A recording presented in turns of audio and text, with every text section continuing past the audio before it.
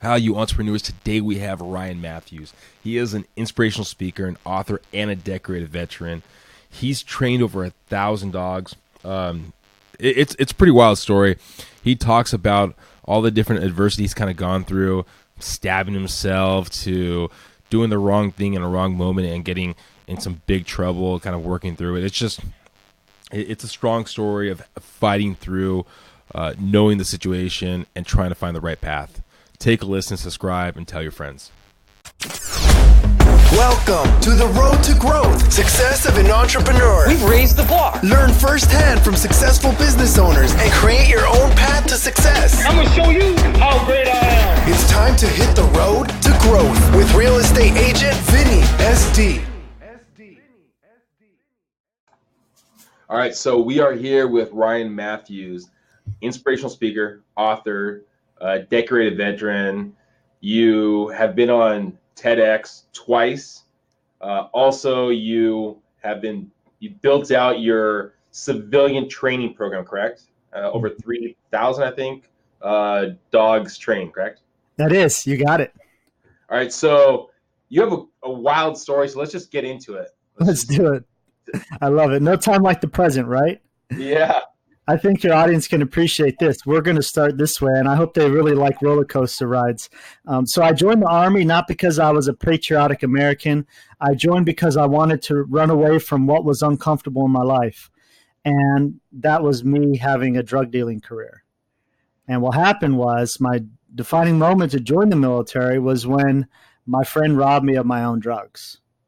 Now, my brother taught me that when you're in that kind of world, you never should trust anyone, even your closest friends. Well, that meant that I was always ready for whatever may happen. And I had a knife tucked alongside my shoe, alongside my ankle, should I say. And when my friend tried to rob me, I held I held the knife to his throat. And I wanted to stab him, but I didn't. In fact, he even laughed at me because he knew I wouldn't stab him in the throat. But instead, I tried to grab the drugs, which he had underneath the shirt, and I tried to stab him. But in efforts in trying to stab him, the knife slipped, and I nearly cut my finger off, and I ended up stabbing myself, in short. And so the joke is I wasn't cut out to be a hardened criminal, play on words, right? And so... Did your friend, did he stay in the business or? Yeah, so after that happened, 3 days later, he calls my work and he threatens to blow my head off with a shotgun. And that's when I was like, man, I'm in over my head. I believe my brother was doing a long bid. Like, you know, he's done multiple many year sentences in prison. And I decided to run. So after that phone call, I pretty much went to the Army recruiter and I was like, look, I'll sign up right now if you just give me two simple things. One, give me really far away from here. I want to be stationed overseas. And number two, I want to become military police. My thought was, look, if you can't beat them, you might as well join them, right? And I knew I needed to clean up, man. I just didn't know how to go about doing it. And so they gave me that eventually, military police, and being stationed in Germany for 2 years. And so I never did deal with that. I chose to run away. And there's lessons in that, of course. And so the funny part about me going in as military police isn't that. It's the fact that eventually I become a dog handler. In 2002, I become a certified military working dog handler. And the first dog that they assigned me is a 95-pound German Shepherd narcotic detection dog. Like, who does that, right? So I can't think of anyone more well-equipped to know where all the good stash spots are than someone that's a former drug dealer. In fact, when we would do training with the dogs, the trainer running the exercise would give me a hard time because I would search the room while the dog was searching the room as well, and that's not how you're supposed to do it. The dog should be doing all the work. And so that was entertaining, and it was actually quite fun. And I've always had this love for animals, but I had developed this great appreciation for them doing this military working dog handler work that I had done. And eventually I graduated into becoming an explosive canine handler. And they don't give you a bomb dog first. You work a drug dog because you have to have these skills so that you're not blowing stuff up.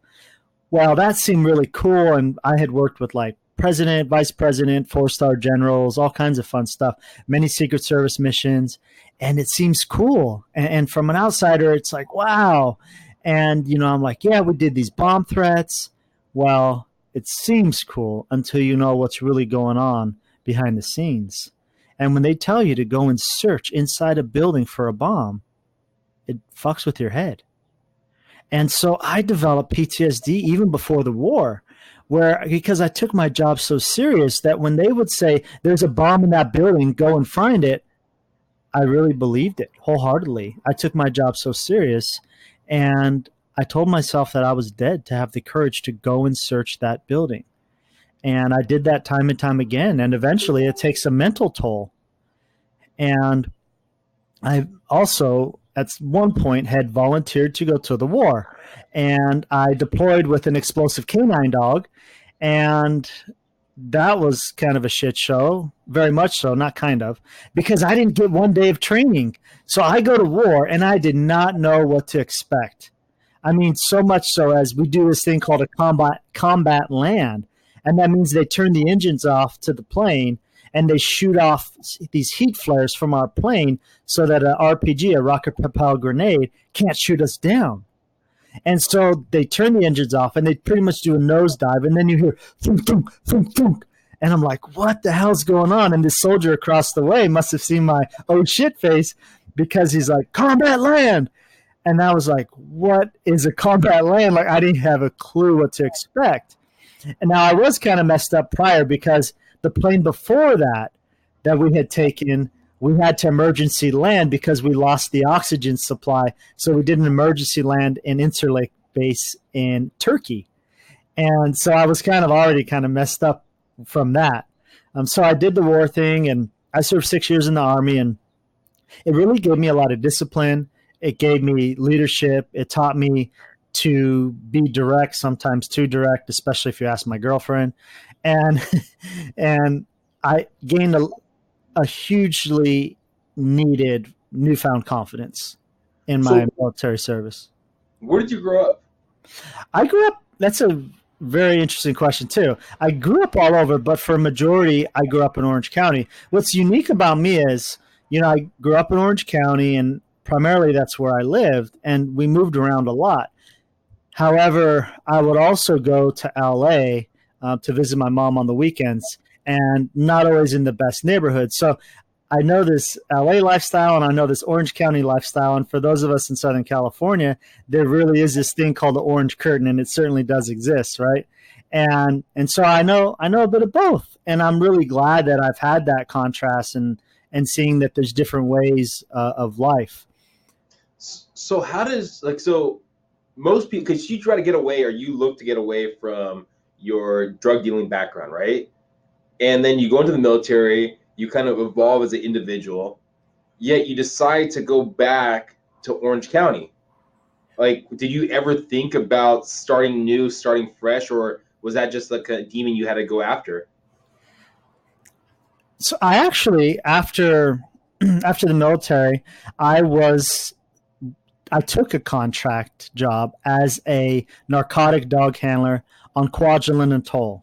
And that's a small Army base, and it's 1/2 mile wide by 3 miles long. It's not even an island. It's called an atoll. It's so small.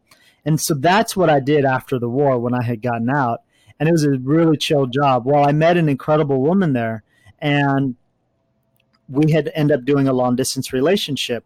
And we ended up meeting halfway in Utah. So I moved back to California for just a few months. But I hadn't been in California since I was 19 years old prior to joining the military. Then I came back to California at about 26.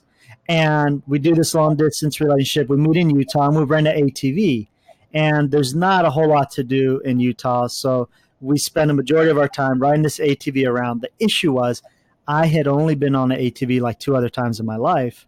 And I just was in the war fairly recently, and I've always liked adrenaline and these types of exciting things.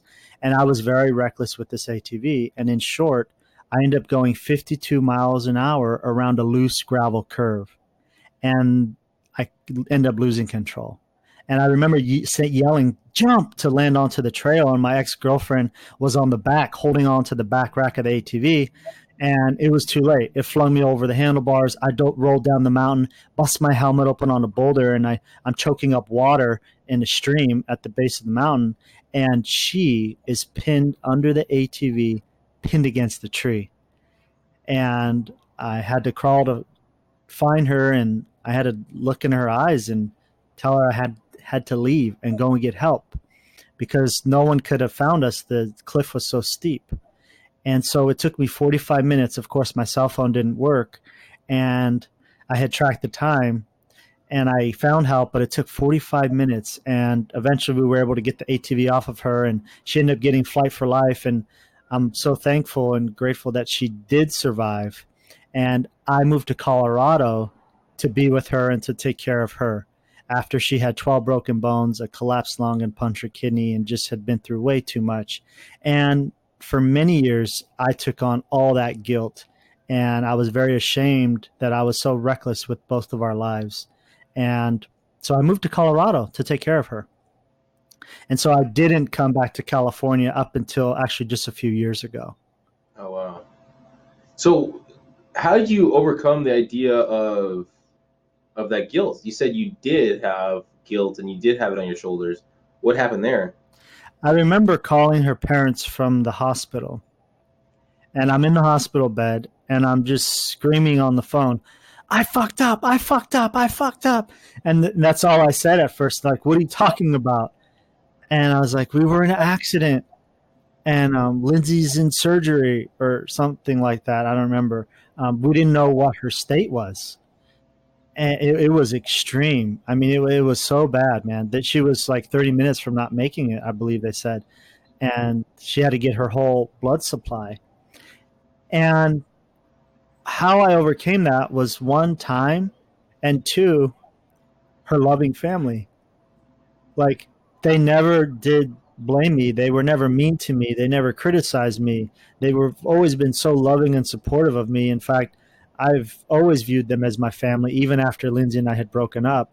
And I've always just had so much love and respect for all of them, her and her family. And so it's them continuing to show support, even to this day. And, you know, I even reached out to them and was like, hey, I'm starting to get a lot of interviews and these types of things. And Lindsay and the ATV accident is a part of my journey. And do I have your blessing? Can I share? And they had given me the green light to do so, and I'm really grateful for that. And because she's such a special part of my life, and always in my heart and often on my mind. And so, anyways, I could just say time, and then her family as well, supporting me in my endeavors. And again, they've been just so kind to me, and they've never bashed me. And so then, after you guys break up, when did you start getting into the dog training business? So I moved to Colorado in January of 2008. And in March of 2008, I bought into a dog training franchise because I didn't know what I was going to do for money. And I ended up making a lot of money and being really successful pretty quickly. And Lindsay and I did break up about 10 months after me moving there. We always had remained friends. But in short, she was a bit younger, so she was into partying and she was still in college. And I'm now this newfound entrepreneur. And so our lifestyles were quite a bit different. But again, always remained friends and always have and always will love each other. That's for sure. And so anyways, that's when I started in 2008. And so from 2008 to 2011, I had a really good run where I was working with 10 to 12 people a day. I was booked out like a month, and I made close to $1 million in 2.5 years training pet dogs. Wow. And so I share that because if you have any entrepreneurs listening, if I can make that kind of money training dogs, you all can monetize whatever it is that you have mastery or expertise at, and make, a pretty reasonable living as well. So though it wasn't gravy all the way through, you did have an incident. Can you? Yeah, no, it definitely wasn't. And so the interesting part about that is, at this point, my peak, I was doing about $45,000 a month. I was, like I said, it was like a month to work with me. I had commercials on TV, a fleet of fully branded vehicles and a huge facility and a team. And I felt like I was on top. Well, I was a workaholic, and I was trying to silence the voices in my head of PTSD, the constant paranoia, the constant that's going to blow up, the constant that person's too close to you, this hypervigilance and this uncomfortable feeling even in my own skin. And so I just kept myself busy by way of work. And I ended up having stomach pain for 5 months. And one morning I woke up and I remember I had thrown up something clear. And that has never happened to me, should I say, in my lifetime. So I knew just something wasn't right. And I called my office and I said, cancel all my appointments. I'm going to rush to the ER. And so I drove myself to the ER. And within 24 hours, I was under the knife having emergency surgery to remove a mass. And it was stage 3 colon cancer. Oh, wow. And I'm 30 years old at this time, right? And I had never really had any major medical issues. I never even broke a bone before. So what happens next? Yeah, it gets better as it relates to drama and a whole lot worse. And so after the cancer diagnosis, I went through 6 months of chemotherapy, but just a few days after my first round of chemo, I ended up having what they call a widowmaker heart attack, which attacks the left ventricle. And my heart was really damaged big time. Like, I remember my cardio was just walking in front of the house, 50 feet, and I still needed my drug. So I went back to work a month after the heart attack, which is foolish. Like, who does that? You got to take time, you got to heal. But again, I needed my fix. And so May was the cancer. July 4th was the heart attack. And just a month later, August of 2011, I went back to work, and obviously I was a little distraught as it relates to all my physical issues and, of course, the mental health, which I never really did address. And so I remember that my dog had this little sore on her paw, and she kept licking this sore, and she wouldn't stop. And my logic was that this little wound on her paw won't heal if she continues to lick it. So my thought was just to put a muzzle on her so she couldn't access it and it could dry and heal. But when I did that, she was not conditioned to the muzzle that I had tried to put on. So when I put the muzzle on my dog, she charged after me. And in that moment, it was like everything came crashing down. I went into paranoia. I went into fear. And sometimes from fear can breed aggression, irritability, but more so aggression.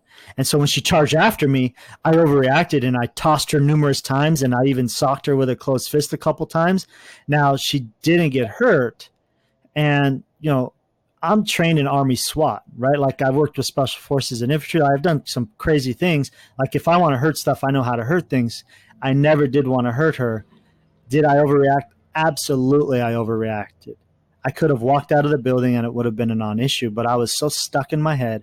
I was so stuck in my ego that I am the alpha. You can't do that. And my office manager saw it. I did it right in front of her. I didn't care. I was so stuck on being right, and I was so fearful. I didn't care what was going on around me. Well, she turns me in for animal cruelty. Now, she happened to send I've never shared this part in any interview, actually. She ended up sending the video from my security cameras to the authorities. Oh, wow. And so I ended up lawyering up, and the attorney watches the video, and she's like, "Oh, you're fine. Don't worry about this. We're going to do a donation to the Humane Society. You'll be fine."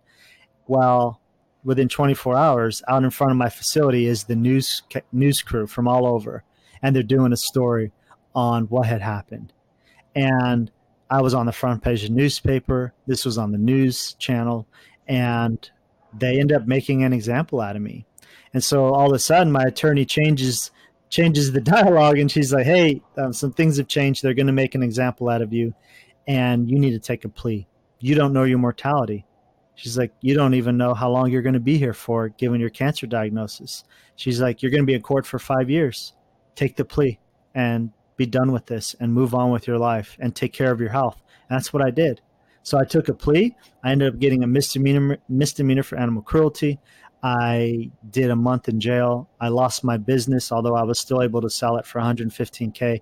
But most importantly, the worst part was I lost my dogs. And that was what was so really so devastating that was the part that hurt the most. And I never gained that closure, you know? And so after that, I hid for 5 years, man. I didn't do anything with my life. I had a big old pity party and kind of like my dog, licking my wounds, right? For 5 years. And one morning, it was about 3 years ago, I woke up and I felt really weak, similar to how I felt when I had my first heart attack. And I started to sweat really bad, like sweat dripping onto the ground. And I felt like this darkness come over me, like I wanted to just lay down, like I was passing out. And it got so bad that I ended up calling 911. And it progressed even worse, where I think that I'm about to die. Like, this is my last moment on earth. Now, I'm not the kind that's ever had a panic attack, so that's not what this is. I literally thought it was another heart attack. And I don't know what it was, but I do know that in this moment when my head's about to hit the ground and I feel like this is my last moment on earth, I had a lot of regret. And so I reach out to this higher power and I beg for another chance at life. And I admitted that I was taking life for granted. I admitted that I never really did address my issues. I admitted that I still had a lot of growth to do as a person, and I was committed to doing that. And so I promised a higher power that I would transform my life and then share how I did it with other people around me. And gradually I start to feel better. And for the next 3 years, the past 3 years, that's what I've been doing. I've been doing all these different modalities of healing. And now I'm acting out that soul contract, like I had said, of serving other people. And so since that, I've been on fire, man. It's been great. Wait, is that when you moved back to Orange County? I moved back to Orange County about 4 years ago. So you were still in that weak moment when you moved back to Orange County? Absolutely, yeah. I had lived that a bit while I was in Colorado, and then out here in California as well. Yeah. What do you think brought you back to Orange County? What definitely brought me back to Orange County was family. So my grandfather wasn't doing very well, and since I had done a bunch of time in the military, I had missed. They were my rocks, man. My grandfather and my grandmother, and I'm fortunate to still have my grandmother in my life. She's always been my number one. And I remember I'd be like, "Hey, Grandma, I did so and so." Like, I was a punk as a teenager, man. And she's like, "Well, I'm sure they had it coming. Like, they were probably mean to you or something." Like, I can't do any wrong in her eyes, man. And which is a blessing, but also not so much, right? I like the accountability. So I came back to California for them. Did any of those demons, your past demons, when you were younger, come back to haunt you, like when you came back? Yeah, that's interesting. Thank you for asking that, because no one, I don't think in any of these interviews has ever went there with those specific words. And what's interesting, Vinny, is that I had felt entities as a little boy in the house when I was left home alone and stuff. And so I was in tune with that. I just didn't know what it was. And so it scared me. And so this might be woo-woo for some of your audience. And yeah, it kind of is. However, I definitely have had like demons attached to me. I remember like having night terrors and tremors where I would be paralyzed in my sleep and like have nightmares where demons would try to come and attack me. It's weird. Like, I can see it in my head now, and I try not to entertain it. And what's interesting is I did some work with some really special healers. Thanks to Doc Mike is one of them. And I no longer have those nightmares. I worked with a shaman in New York as well. And we essentially did like a modern day exorcism is what I would call it. It was really weird and trippy, man. And so those no longer are a part of the essence of who or what I am. So the exorcist was on yourself or on the home? No, it was on me. It was absolutely on me. I literally was like, for a lack of better words, like mildly possessed, right? Like doing things or acting out in a way that's not aligned with the essence of who and what I am. So it's almost like something else is taking over me. I've never shared this before, so I appreciate this. So I had no correlation to the PTSD. This was something that was a part of you even at a young age. I may have had I was around some crazy stuff as a kid. I would imagine that I had picked up some things as a kid. And I believe that also the lands in the Middle East are kind of cursed. There's a lot of crazy stuff that's going on over there. And I don't pay attention to media, but I know what I've seen. And I could just tell you that those lands are pretty dangerous. You can feel it when you get there. And it's not just about being shot at. And so I feel like I've had multiple dark entities, whether you want to call it demon or whatever, and you can feel it like influence your thoughts. Like you have all these crazy thoughts. You're like, where did that come from? And again, like these night terrors are horrible. And it's crazy how now it doesn't happen. Well, and then we didn't even talked about, because we previously talked about the idea that at the age of 8, I think it was, right? When you had a incident happen to yourself that that could also, you mean, incorporate with everything else you're talking about. You got to go into that a little more? Sure. And I hadn't really shared this too much until I was in my 30s. I'm 38 now. And that was because of fear of being judged. And I guess I was ashamed. And that was when I was 8, I was molested by another boy, a teenager. And I really just blocked that out and never really chose to acknowledge that. And what I've learned in my journey and transformation is that everything is going to reveal itself at some point in time in our lives, and we can either die with it and not heal from it or move past it, or we can address it. But this whole turning and looking the other way or deflecting, it's still going to be there. So one of my healers, Doc Mike, is like, the only way through it is through it. And I can't agree with that more. Wow. So this is usually the part where I ask, what kind of hurdles have you gone through, and how did you overcome them? We got a lot of them right here.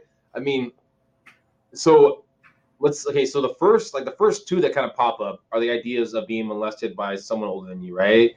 And you kind of almost went away from that, right? You kind of put that on the back burner until later in life. The second one is the idea of stabbing yourself, right? In this kind of incident, you kind of went away with it by going to the military. So, I mean, you might not have actually resolved them at those times. Later in life, how did you get through those things? So I've done a variety of modalities to heal past things. And so some of it's kind of woo-woo and pretty hippie, like, energy work or Reiki, EMDR. Well, EMDR is not so woo-woo. And so I think it's been a combination of all these modalities and EFT, tapping, and all these modalities I think have contributed to those things just not having so much power over me. And, I've developed like 7 tips to unlock one's potential. And so applying those 7 steps has really helped me step into who and what I am and not living so much in my past. I mean, the stories are great as it relates to now people will listen, but really I care more about what are the things that we can move mountains together with, right? Can we get the spark notes of the 7? Just spark.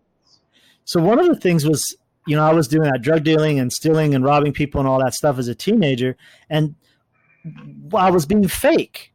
And so the first one is, about being authentic and stepping into your, the true essence of who and what you are. Now, here's what's interesting is, as men, we have this whole stigma on what it is to be a man, right? And so I think that's kind of interesting. And what I've learned is that I am a warrior.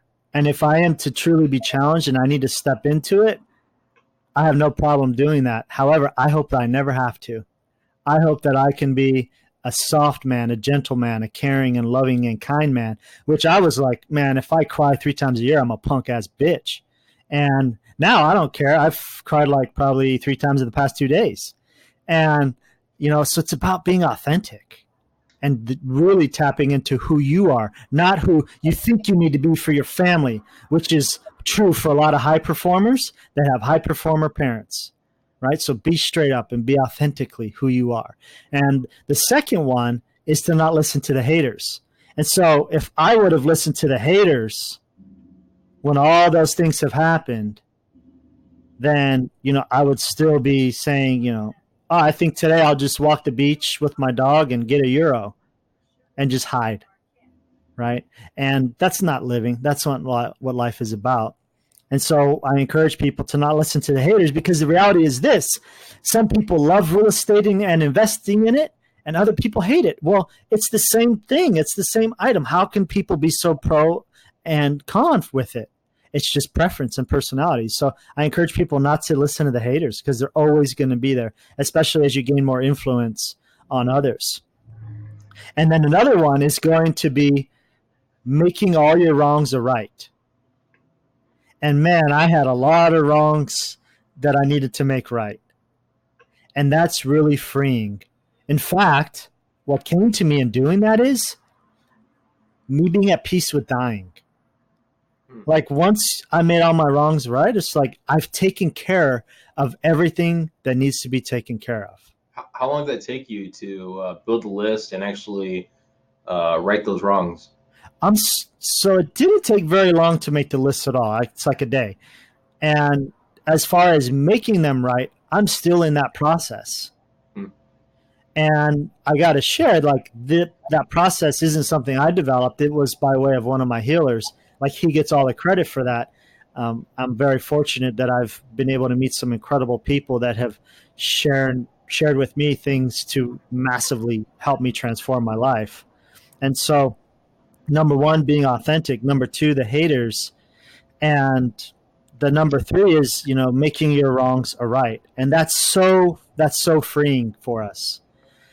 Now, another one is self-care, which that is really hard for us to do out here in SoCal, because so many of us are hustling and grinding and competing and trying to outperform and outdo and outcompete with others. And so it's like, man, I need to get that edge on my competition or whatever else. Well, I say let go of all of that and take care of yourself first. So I have a 3-hour morning ritual that's like dialed in. Now, one thing that I've recently started to do is change it. And so I'll do something a bit random so it's not too routine. And I think that that's important as well. I also do random stuff, like I'll use my left hand to like wipe down the counter versus me using my dominant right hand, because it allows to create new synapses in the brain. And so I like to do that type of stuff as it relates to my self-care. But that's something that has been missing in nearly my entire life.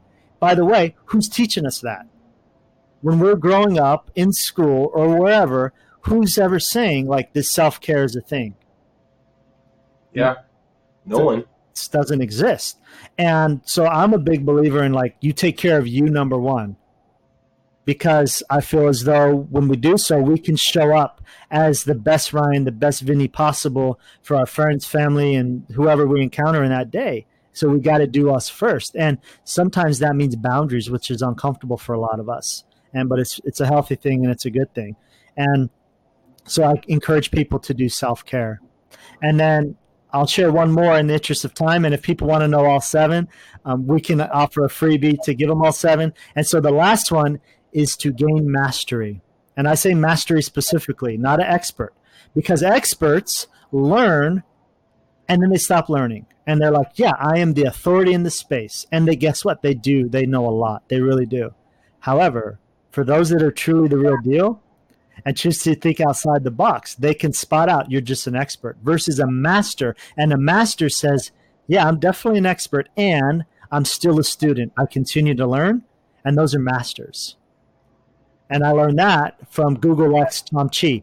So Tom Chi talks about that. And I think that's brilliant. And so gain mastery in something. And I feel as though it's each of our duties to be one of the best in whatever it is that we have that high passion and purpose and desire towards. Become one of the best and offer that to the world. So it's not just gain mastery.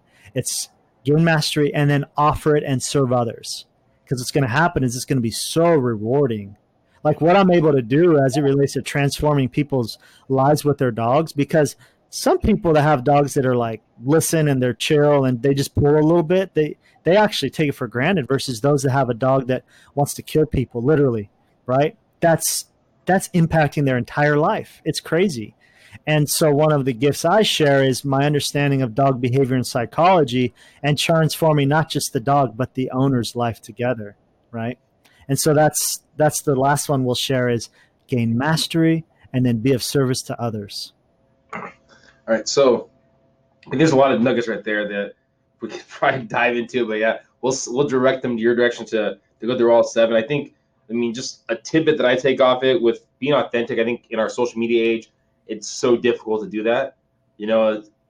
About being basically listening to, don't listen to your haters. The same thing. Like both those go hand in hand with this whole social media thing. That it's like everyone wants to be a critic, especially behind the keyboard. Yeah, keyboard warriors. Yeah, so it's like, yeah. I think that's fantastic right there.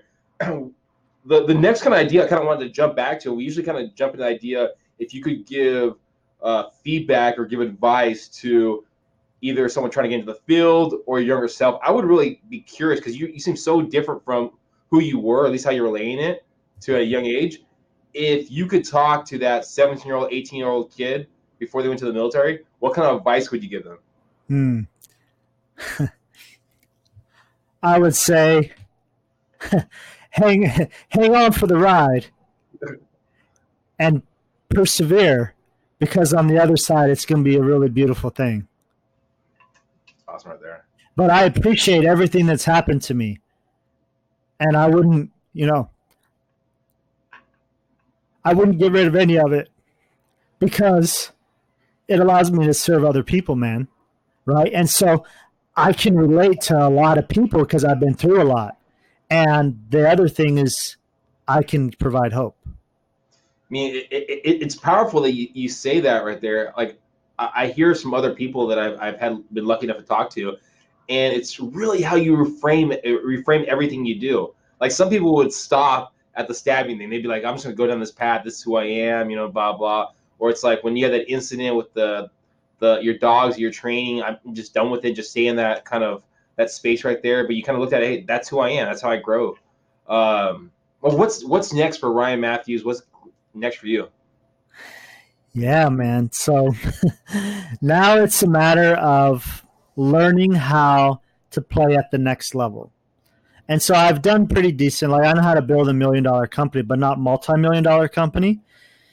And I say multi-million because when we make that much money, it also shows the type of value we've been able to provide towards others. But ultimately, that's what it's really about for me, is how can I scale myself? Because I have a neural association tied with when Ryan gives his time one-on-one over and over and over too much, he maybe gets sick, right?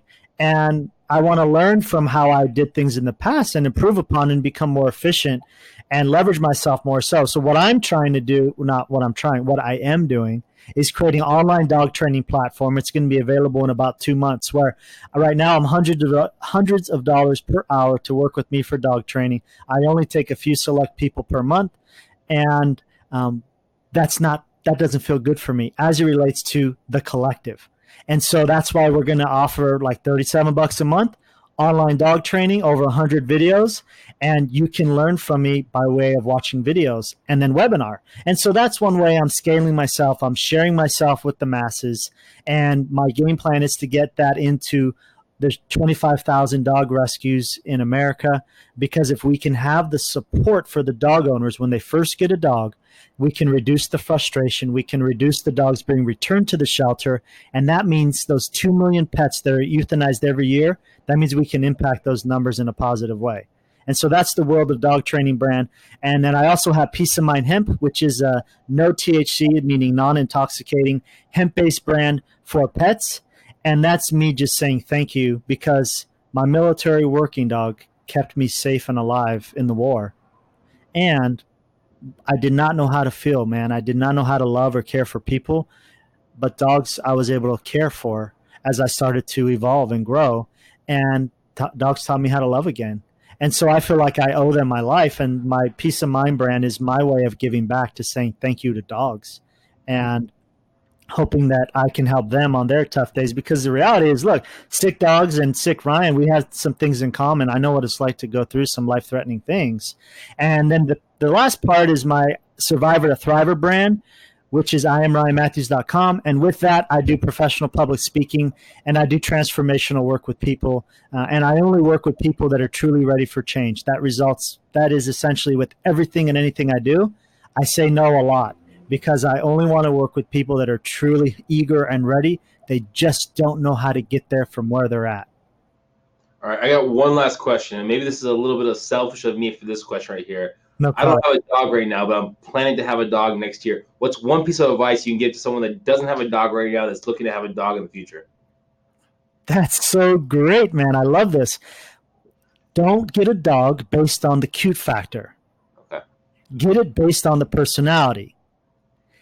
Now, hire someone like me to help you pick out and read the personality of the dog. So get a trainer, a behaviorist that can say, that dog is very hyper. And so you want to match your lifestyle and your preferences with the essence of the pet. Now, you can't figure that out on your own. You need a professional to say, that's naturally a calm dog. That's an eager dog. That dog wants to work, or that's a lazy dog. And so, again, your lifestyles need to be aligned. So don't worry about the breed so much, although there are some generalizations there. And so don't focus on the looks. Focus on the essence and the personality of the animal. I never heard that to get a trainer before you got a dog. That's great advice right there. We could do hours and hours of content as it relates to dog training philosophy, and it's kind of fun, man. It really just flows. So there's a whole lot more to share, and I'll tell you what, Vinny, I'll send you my book, and it talks about getting how to be prepared before you even get a dog. Awesome. Well, thank you, Ryan, for all the information you gave. Anyone listening right here, I mean, if you didn't get some great tidbits from Ryan, I don't think you had the volume up. So thanks, Ryan, again. And, man, great success right there, man. Thanks for the opportunity, brother. I hope it was really valuable for your audience. Definitely. Everyone listening, please subscribe, please share, and tell your friends. And if you're looking to buy a dog, you own a dog, if you're looking just for some inspiration, follow Ryan. Thanks, guys. Thank you for listening to The Road to Growth, Success of an Entrepreneur. Please like, subscribe, and stay connected. Visit www.vinnySD.com. Yeah, I created a website. Hope to see you again next week. Team Vinny SD, signing off.